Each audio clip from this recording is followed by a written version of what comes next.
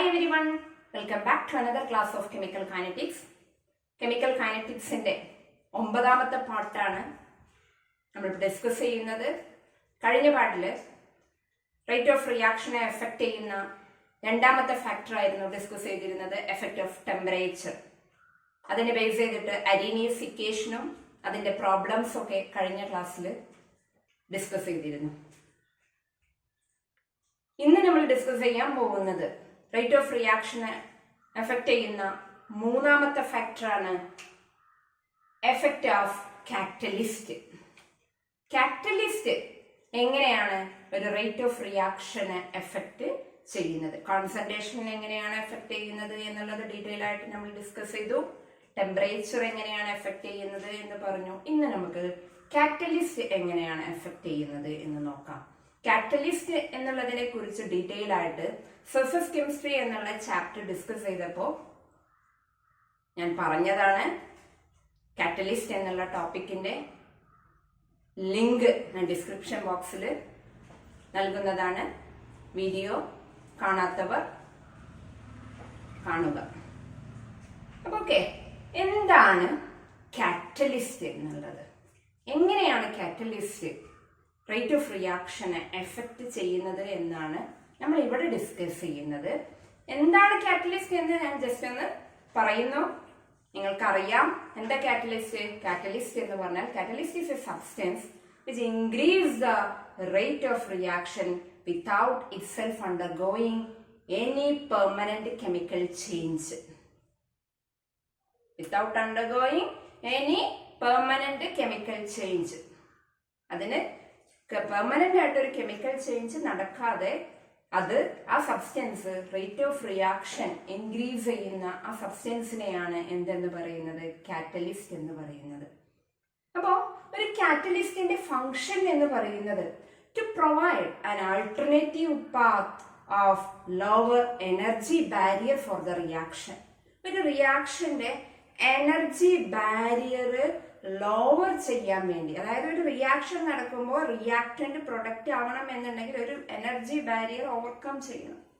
അപ്പൊ energy barrier lower ചെയ്യാൻ വേണ്ടി ഒരു ആൾട്ടർനേറ്റീവ് പാത്ത് പ്രൊവൈഡ് ചെയ്യാണ് ആര് ചെയ്യുന്നത്, ഒരു കാറ്റലിസ്റ്റ് ചെയ്യുന്നത്. അതാണ് ഞാൻ നിങ്ങൾക്ക് ഫസ്റ്റ് പോയിന്റ് തന്നിട്ടുള്ളത്. കാറ്റലിസ്റ്റിന്റെ ഫംഗ്ഷൻ എന്ന് പറയുന്നത്, a function of catalyst is to provide an alternative path of lower energy barrier for the reaction. The lowering of energy barrier take place because reactant combine with the catalyst. Reactant എന്ത് ചെയ്യുന്നു, കാറ്റലിസ്റ്റുമായിട്ട് combine ചെയ്തിട്ട് to form an activated complex. ഒരു activated complex form ചെയ്യുന്ന activated complex of lower potential energy. Lower potential എനർജിയിൽ ഒരു activated complex എന്ത് ചെയ്യുന്നു, ഫോം ചെയ്യുന്നു. The lowering of energy barrier take place. നമ്മൾ പറഞ്ഞു കാറ്റലിസ്റ്റ് ചെയ്യുന്ന ഫംഗ്ഷൻ എന്ന് പറയുന്നത് to alternate path of lower energy barrier എന്ന് പറഞ്ഞു.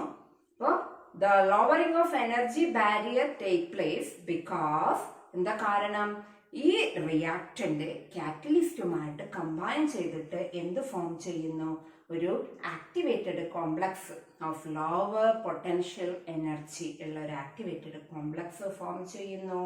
This then decompose to give back to the product and catalyst. ഈ ആക്ടിവേറ്റഡ് കോംപ്ലക്സ് ആണ് പിന്നെ ഡീകമ്പോസ് ചെയ്തിട്ട് എന്തായി മാറുന്നത്, പ്രൊഡക്റ്റും എന്തുമായിട്ട് സെപ്പറേറ്റ് ചെയ്യുന്നു, കാറ്റലിസ്റ്റുമായിട്ട് സെപ്പറേറ്റ് ചെയ്യുന്നു. ഓക്കെ, അപ്പോ എന്താ അതുകൊണ്ട് ഉദ്ദേശിച്ചത്, activation energy become lower for the catalysed reaction than that for uncatalysed reaction. Activation energy എന്താ എന്നുള്ളത് ഞാൻ അരീനിയസ് ഇക്വേഷൻ പറഞ്ഞപ്പോൾ പറഞ്ഞിരുന്നു. അപ്പോൾ ഒരു കാറ്റലൈസ്ഡ് റിയാക്ഷന്റെ കേസിൽ ആക്ടിവേഷൻ എനർജി എന്ത് ചെയ്യുന്നു, ലോവർ ചെയ്യുന്നു. ഏതിൻ്റെലേറെ, ഒരു അൺകാറ്റലൈസ്ഡ് റിയാക്ഷൻ്റെയിലേറെ ഒരു കാറ്റലൈസ്ഡ് റിയാക്ഷന്റെ കേസിൽ activation energy become lower for the catalysed reaction than that for the uncatalysed reaction. Important ആയിട്ടുള്ള പോയിന്റ് ആണ്. അപ്പൊ 2 പോയിന്റാണ് നിങ്ങൾ ഇവിടെ ഓർക്കേണ്ടത്. ഒന്നാമത്തെ കാര്യം എന്ന് പറയുന്നത് ഒരു കാറ്റലിസ്റ്റിന്റെ ഫംഗ്ഷൻ എന്ന് പറയുന്നത് to provide an alternative path of lower energy barrier for the reaction. ഒരു കാറ്റലൈസ്ഡ് റിയാക്ഷന്റെ ആക്ടിവേഷൻ എനർജി എന്ത് ചെയ്യുന്നു? ലോവർ ചെയ്യുന്നു. ഓക്കെ, അപ്പൊ നമ്മൾ എന്താ പറഞ്ഞത്? ആക്ടിവേഷൻ എനർജി, കാറ്റലൈസ്ഡ് റിയാക്ഷന്റെ കേസിൽ ആക്ടിവേഷൻ എനർജി ലോവർ ആണ് than uncatalysed reaction. The activation energy is lowered. Activation energy catalysed റിയാക്ഷന്റെ കേസിൽ ലോവേർഡ് എന്ന് പറഞ്ഞു. More number of molecule of the reactant are able to cross the energy barrier. Activation energy lower ആയതുകൊണ്ട് തന്നെ more number of molecules of the reactant are able to cross the energy barrier and this increase the rate of reaction. അതിന്റെ ഫലമായിട്ട് rate of reaction എന്ത് ചെയ്യുന്നു? Increase ചെയ്യുന്നു. അപ്പൊ എന്താ പറഞ്ഞത്? ഒന്നുകൂടി ഞാൻ പറയുന്നു. കാറ്റലൈസ്ഡ് റിയാക്ഷന്റെ കേസിൽ ആക്ടിവേഷൻ എനർജി ലോവർ ആണ്. ആക്ടിവേഷൻ എനർജി ലോവർ ആയതുകൊണ്ട് തന്നെ more number of molecules of the reactant are able to cross the energy barrier and this increase the rate of reaction. ഞാൻ എനിക്ക് കാണിച്ചിട്ടുള്ളത് കാറ്റലൈസ്ഡ് റിയാക്ഷനും അൺകാറ്റലൈസ്ഡ് റിയാക്ഷനും തന്നിട്ട് അതിന്റെ effect of catalysed on activation energy. Activation എനർജിയിൽ കാറ്റലിസ്റ്റിന്റെ എഫക്റ്റ് ആണ് കാണിച്ചിട്ടുള്ളത്. ഈ അടിയിൽ കാണിച്ചിട്ടുള്ള ഈ ഡോട്ട് ഇട്ടിട്ട് കാണിച്ചിട്ടുള്ള, നിങ്ങൾക്ക് സ്ക്രീനിൽ ഡീറ്റെയിൽ ആയിട്ട് കാണിച്ചിട്ടുണ്ട്. ഡോട്ട് ഇട്ട് കാണിച്ചിട്ടുള്ളതാണ് എന്ത് ഒരു കാറ്റലൈസ്ഡ് റിയാക്ഷന്റെ ഗ്രാഫ്. ഇതാണ് ഒരു അൺകാറ്റലൈസ്ഡ് റിയാക്ഷന്റെ കേസിൽ. അപ്പോൾ എന്താ നിങ്ങളോട് ഞാൻ പറഞ്ഞത് കഴിഞ്ഞ സ്ലൈഡില്? ഒരു റിയാക്ടന്റ് കാറ്റലിസ്റ്റുമായിട്ട് കമ്പൈൻ ചെയ്തിട്ട് ആദ്യം ഒരു കോംപ്ലക്സ് ഫോം ചെയ്യുന്നു അല്ലെ?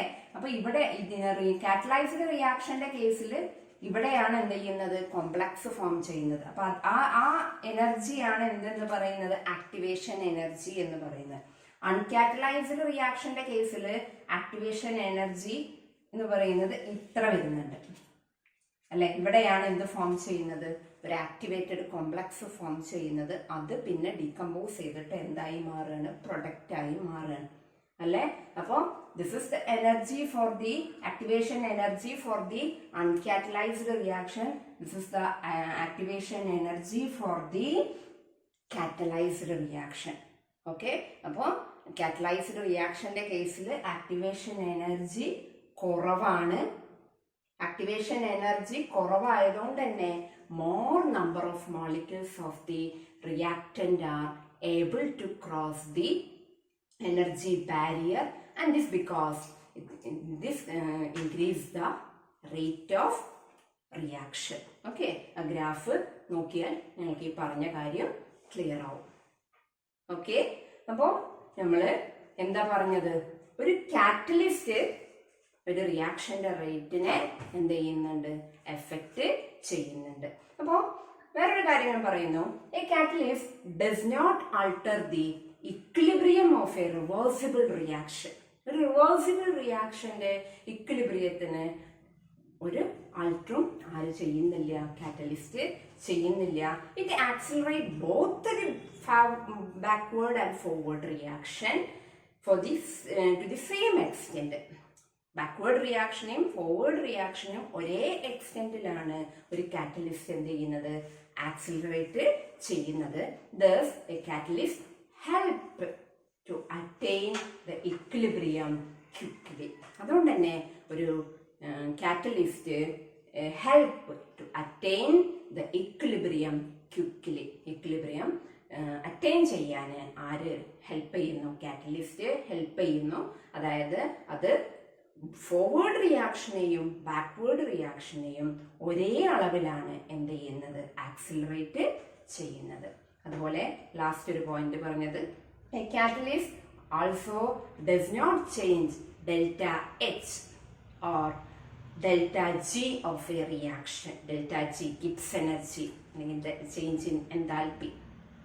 ഓക്കെ, ഇതിനെ എന്ത് ചെയ്യുന്നില്ല, ചേഞ്ച് ചെയ്യുന്നില്ല. ഒരു റിയാക്ഷന്റെ ഡെൽറ്റ ജി ഗിബ്സ് എനർജിയെ ഇതിനെ എന്ത് ചെയ്യുന്നില്ല. A catalyst also does not change delta H or delta G of a reaction. ഇത്രയാണ് നിങ്ങൾക്ക് ഏത് ടോപ്പിക്കിൽ പഠിക്കാനുള്ളത്. എഫക്റ്റ് ഓഫ് കാറ്റലിസ്റ്റ് എന്നുള്ള ഈ ടോപ്പിക്കിൽ പഠിക്കാനുള്ളത്.